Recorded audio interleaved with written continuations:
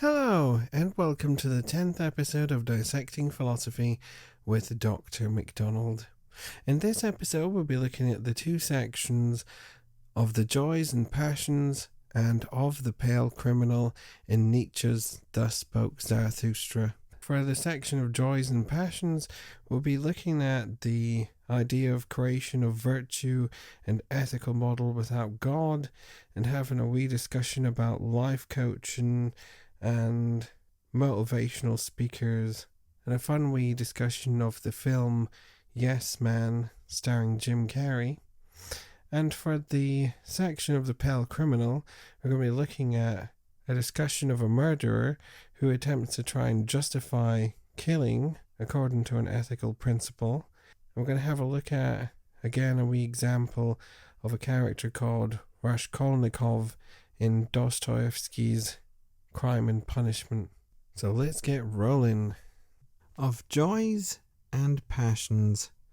My brother, if you have a virtue, and it is your own virtue, you have it in common with no one. To be sure, you want to call it by name and caress it. You want to pull its ears and amuse yourself with it. And behold, now you have its name in common with the people, and have become of the people and the herd with your virtue. You would do better to say, unutterable and nameless is that which torments and delights my soul, and is also the hunger of my belly. Let your virtue be too exalted for the familiarity of names, and if you do speak of it, don't be ashamed to stammer. Thus say and stammer, this is my good, this I love, just thus do I like it, only thus do I wish the good. I do not want it as a law of God, I do not want it as a human statue. Let it be no signpost to super-earths and paradises. It is an earthly virtue that I love. There is little prudence in it, and least of all, common wisdom. But this bird has built its nest beneath my roof, therefore I love and cherish it. Now it sits there upon its golden eggs. Thus should you stammer and praise your virtue. Once you had passions and called them evil, but now you have only your virtues. They grew from out of your passions.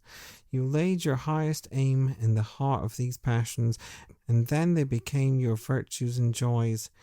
And though you came from the race of the hot-tempered, or of the lustful, or of the fanatical, or of the vindictive, at last all your passions have become virtues, and all your devils angels. Once you had fierce dogs in your cellar, but they changed at last into birds and sweet singers. From your poison you brewed your balsam, you milked your cow, affliction. Now you drink the sweetest milk of her udder, and henceforth nothing evil shall come out of you, except it be the evil that comes from the conflict of your virtues. My brother, if you are lucky, you will have one virtue and no more. Thus you will go more easily over the bridge. To have many virtues is to be distinguished, but it is a hard fate. And many a man has gone into the desert and killed himself because he was tired of being a battle and a battleground of virtues. My brother, are war and battle evil? But this evil is necessary. Envy and mistrust and calumny among your virtues is necessary. Behold how each of your virtues desires the highest place. It wants your entire spirit, that your spirit may be its herald. It wants your entire strength in anger, hate, and love. Every virtue is jealous of the others, and jealousy is a terrible thing. Even virtues can be destroyed through jealousy. He whom the flames of jealousy surrounds at last turns his poison sting against himself, like the scorpion. Ah, my brother, have you ever seen a virtue turn upon itself and stab itself? Man is something that must be overcome, and for that reason you must love your virtues, for you will perish by them. Thus spoke Zarathustra. So this section is quite interesting because it's talking about the creation of a virtue or the creation of an ethical model without God and without a metaphysics. And what is it going to be based upon is man himself. And immediately we can think of a problem with that, where you could say, well, if we didn't have any metaphysical foundation whatsoever, and we didn't have any spiritual or religious basis, and we try to argue for people to create their own virtues, the virtues that what we would end up with would be really horrible, such as gluttony or greed, which traditionally are argued to be two sinful things that people can create. Is this what Nietzsche means by turning the idea of devils into angels and passions that we have into positive things? Because then are we ultimately arguing that we're moving towards obesity, greed, sloth, and so forth are great ways and lifestyle choices for everybody to have and aspire towards? And the reply to that is no, we precisely don't want to move towards a model in which we argue for such things that greed is perfectly acceptable, obesity is perfectly acceptable, and so forth. What is Nietzsche actually arguing for is a life-affirming model that still has a relation into health and still has a relation into an ethics about what's going to be good for us.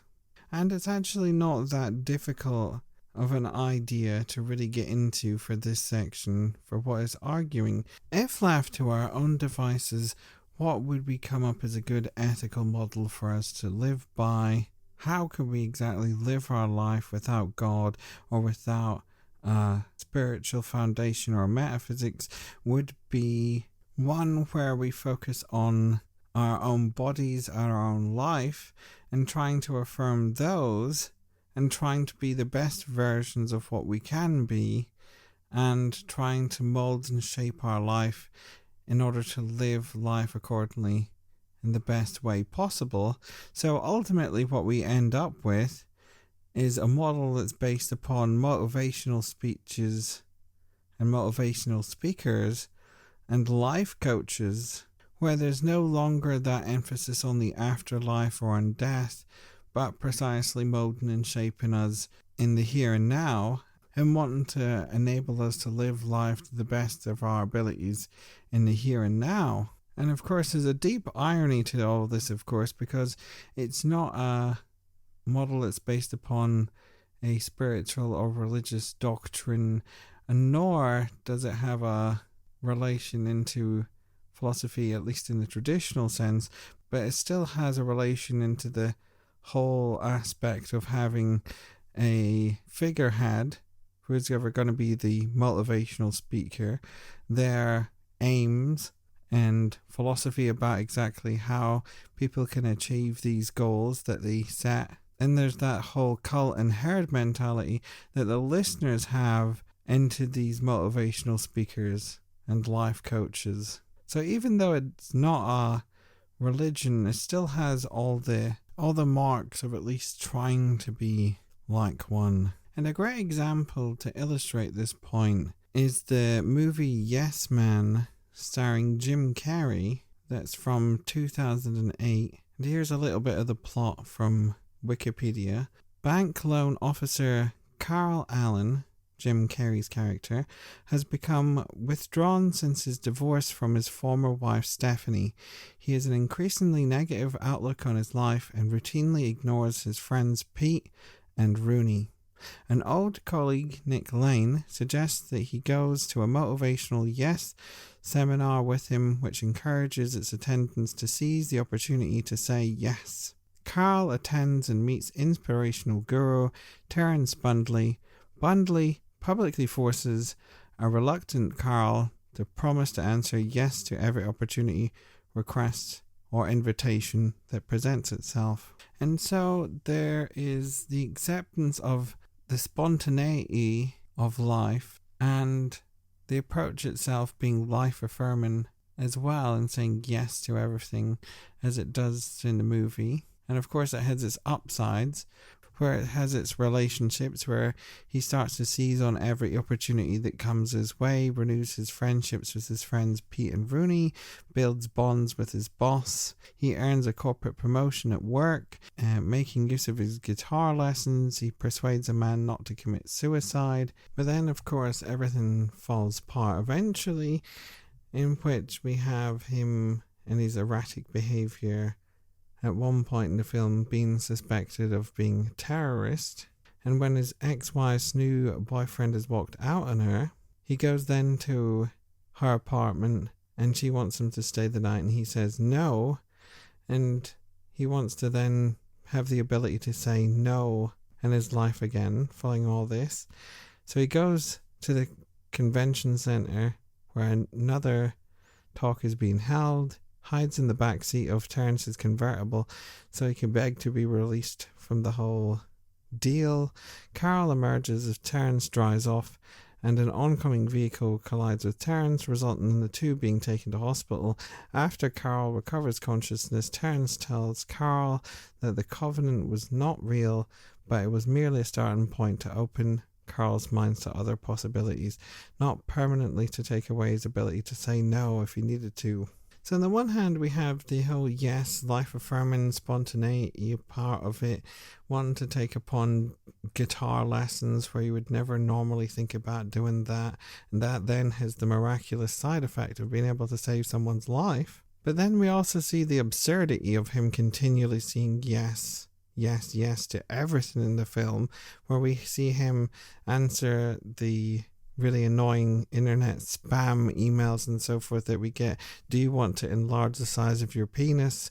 And he clicks yes. Do you want to marry this bride? He says yes, and so on. So at the same time we have all this lovely life-affirming spontaneity side of things, there's also the absurdity of the continually saying yes to everything. And that really comes back to Nietzsche's point. Have you never seen a virtue turn upon itself and stab itself, ultimately? Is to say, whenever we try to hold something in a high value or high esteem, and then try to make a given lifestyle out of an approach, that will be undone by the very thing that it upholds. And in Yes Man, it's that lack of the ability to say no. So then we can have the point here, well, isn't that a good thing that things can become undone, basically? So at one given point in time, we can uphold a certain value or a certain truth or a certain principle, and then eventually that's overcome by a new one, and so on. And what Nietzsche's saying here in relation to ethics and our lifestyle choices is that this model still has too much relation into this ideality, and it doesn't focus upon our body and viewing our bodies in a much more affirming way of things. It'll still have that relation into trying to control our bodies, trying to control what we do. And this is why it's not an approach to the Superman. Moving on to our next section then, of the pale criminal. You do not intend to kill, you judges and sacrificers, before the beast has bowed its neck. Behold, the pale criminal has bowed his neck. From his eye speaks the great contempt. My ego is something that should be overcome. My ego is to me the great contempt of man. That is what this eye says. He judged himself. That was his supreme moment. Do not let the exalted man relapse again into his lowly condition. There is no redemption for him who thus suffers from himself, except it be a quick death. Your killing, you judges, should be a mercy, and not a revenge. And since you kill, see to it that you yourselves justify life. It is not sufficient that you should be reconciled with him you kill. May your sorrow be love for the Superman. Thus will you justify your continuing to live. You should say enemy, but not miscreant. You should say invalid, but not scoundrel. You should say fool, but not sinner. And you, Scarlet Judge, if you would speak aloud all you have done and thought, everyone would cry, "Away with this filth and poisonous snake." But the thought is one thing, the deed is another, and another yet is the image of the deed. The wheel of causality does not roll between them. An image made this pale man pale. He was equal to his deed when he did it, but he could not endure its image after it was done. So we're dealing with quite a dark section here, where a criminal has been sentenced to death. And Nietzsche draws a tension between the judges on the one hand and the criminal on the other. Immediately, one would think that the justice system is the thing that's good here, and what the criminal is doing is horrible. But what Nietzsche makes us aware of is that both of them are working with a form of ethics that justifies their actions. For the judges, on the one hand, it's giving a conviction and a death penalty, and on the other, and for the criminal, that ethics is a way in which they justify murder. And then what's surprising is the fact is that the criminal doesn't have a lack of intellect or is in any way stupid. He says, "My ego is something that should be overcome. My ego is to me the great contempt of man." And that's exactly what philosophy traditionally says, in that we have to overcome our bodily desires. How do we overcome our bodily desires? Is through an ethical principle and ethical model. And of course the irony here is that it's saying that murder is being committed according to ethics. That is to say, the very action of murder itself is going to be argued to be done for the greater good. And in the same sense, this could be argued from the judge's position as well, that judging someone, punishing them, and in given cases giving them a death penalty will be done for the greater good at the same time. But what separates the judge from the criminal here is the fact as that the criminal has committed the action and not simply just thought about it. But that's also what Nietzsche is saying as well, that the judge is not a pure individual completely convicting and sentencing and so forth, but they themselves are subject to the same thought processes and desires and so forth, but have not acted upon them in the same way that the criminal has. And so you can get into that sort of great film examples and TV examples in which you do have those senses of corrupt judges and so forth, and what all does that show is that the law is not something that's pure and not something that's absolutely good. Continuing on then. Now for evermore he saw himself as the perpetrator of one deed. I call this madness. In him the exception has become the rule. The chalk line charmed the hen. The blow he struck charmed his simple mind. I call this madness after the deed. Listen, you judges, there is another madness as well, and it comes before the deed. Ah, you have not crept deep enough into his soul. Thus, says the scarlet judge, why did this criminal murder? He wanted to steal, but I tell you his soul wanted blood, not booty. He thirsted for the joy of the knife. But his simple mind did not understand this madness, and it persuaded him otherwise. What is the good of blood? It said. Will you not at least commit a theft too? Take a revenge? And then he hearkened to his simple mind. Its words lay like lead upon him. Then he robbed as he murdered. He did not want to be ashamed of his madness. And now again the lead of his guilt lies upon him. And again his simple mind is so numb, so paralyzed, so heavy. If only he could shake his head, his burden would roll off. But who can shake this head? So here we have Nietzsche calling the act of murder madness, and of course it is. But here he touches upon exactly what the judge focuses upon firstly, in which he says, well, everyone focuses upon the act itself, but he says there's a madness before the deed. And of course he's talking here about the more psychological profiling and makeup of the criminal. themselves. And if we looked at the psychological profile of them, then we'd understand that the murderer attempts to justify the killing according to an ethical principle and denies the horrible action itself of murder as a negative thing. And so a great example to illustrate this point is a character called Rodin Raskolnikov in Dostoyevski's Crime and Punishment that was written in 1866. And here's a quick little summary from Wikipedia.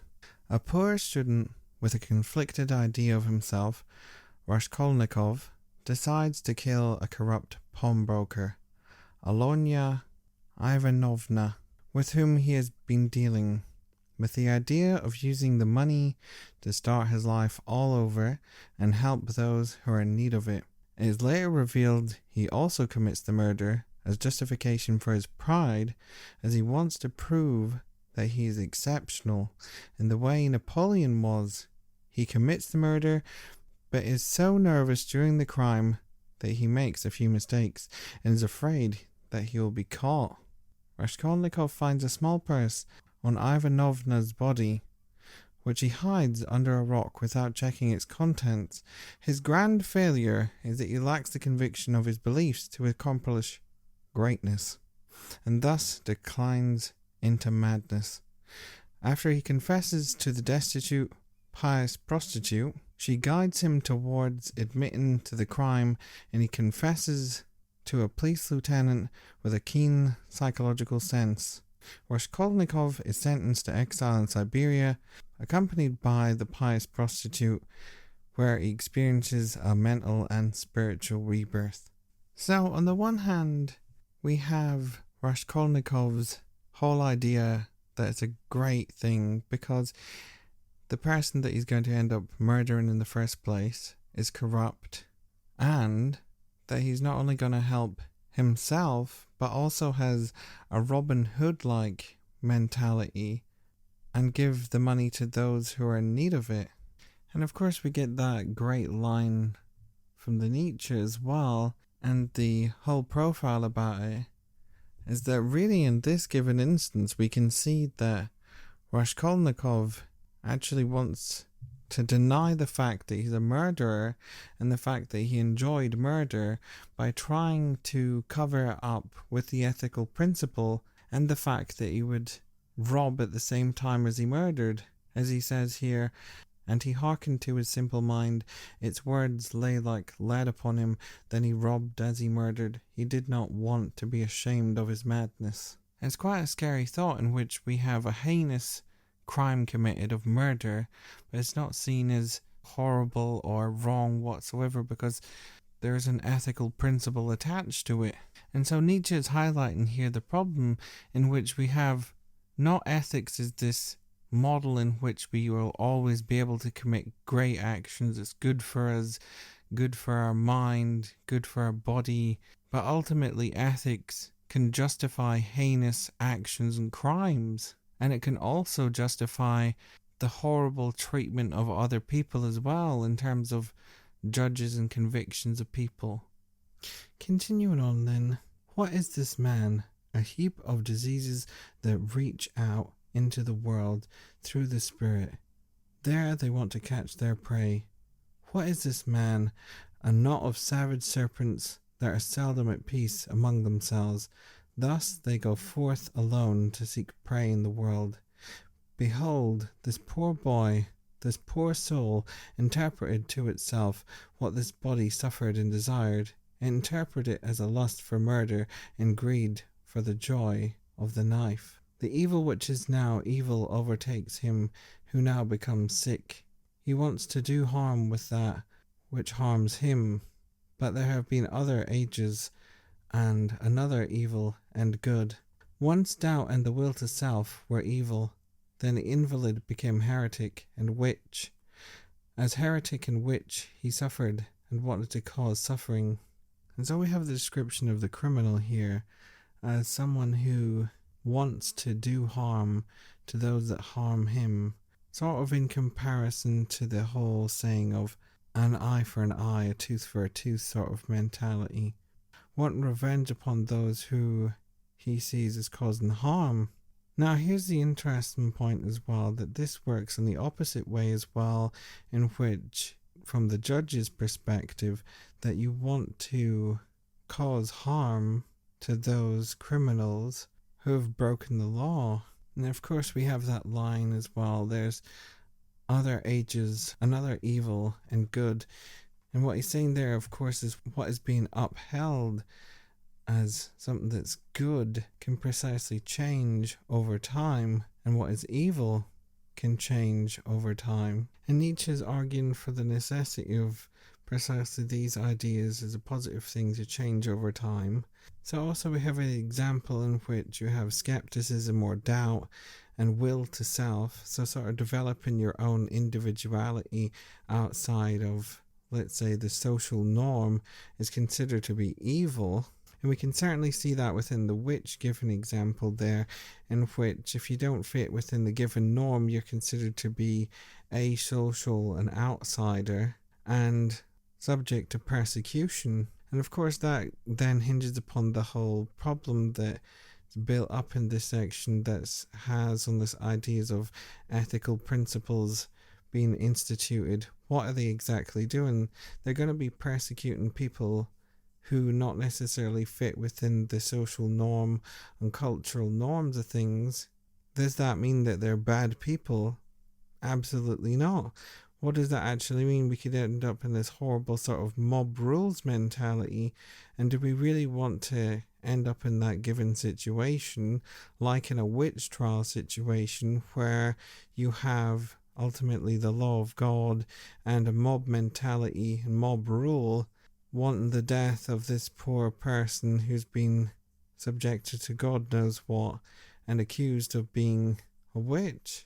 And then the same can be said in contemporary society as well. Whenever there's a smear campaign about a given individual, in which is normally quite a prominent celebrity, in which then their names are plastered all over the papers in the mass media and so forth, do we want to end up just adhering to the mass media portrayal of the smear campaign? Do we want that to hold as the truth for that given person?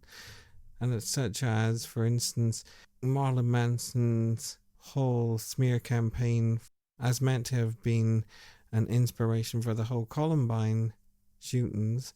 And of course what Nietzsche's saying here is, no, we don't want that majority rules mob mentality. In fact, if we go into it, we can see this whole idea of what good is adheres to that social norm, and we need to challenge this idea because of the harm that it can cause for people. And this fits in with this last little section here. But this will not enter your ears. You tell me it hurts your good people, but what are your good people to me? Much about your good people moves me to disgust. And it is not their evil, I mean. How I wish they possessed a madness through which they could perish, like this pale criminal. Truly, I wish their madness were called truth, or loyalty, or justice. But they possess their virtue in order to live long and in miserable ease. I am a railing beside the stream. He who can grasp me, let him grasp me. I am not, however, your crutch. Thus spoke Zarathustra. So again, we have the theme of what's being upheld as a good idea is in fact horrible, because it can lead to persecution, mob mentality, and herd mentality against people. And a great example, of course, where you have this idea of something that's upheld to be in a greater good sort of idea and leads into the persecution and death of a race of people is, of course, in the Nazi Germany example, when you have the ideology of the Aryan race, and in contrast to that you have the image given by the Nazis of the Jewish people. And so ultimately what they do by sending everybody to the concentration camps and so forth is meant to be done in terms of the greater good for German society and so forth. And it falls back into Nietzsche's argument as well. They're using their own ideology and ethical principles to justify genocide in this given example. and their own madness. And of course you can then see Nietzsche's point as well. When the social norm suddenly says we're going to uphold the Aryan race as an idea, exactly as what Nietzsche says, I don't want anything to do with that. Your idea of what good is disgusts me. And so we have ultimately in this section another comment on virtue by Nietzsche, and to say, well, ultimately people will uphold certain virtuous ideals, virtuous principles in order to have an easy life, a good sleep, as he said in previous section. But what will they ultimately do is commit heinous acts, persecute people, all in the name of upholding that principle. And at the same time, they don't understand the fact that what they're doing is wrong, but is actually for the greater good. So that wraps up our little discussion of the sections Joys and Passions and the Pale Criminal. I hope you liked my little chat and discussion. Please feel free to drop me a little email at my address dissectingphilosophy@gmail.com. I could be also found on Twitter at @IamARubberman. Thank you very much for listening, and I hope you join us next time.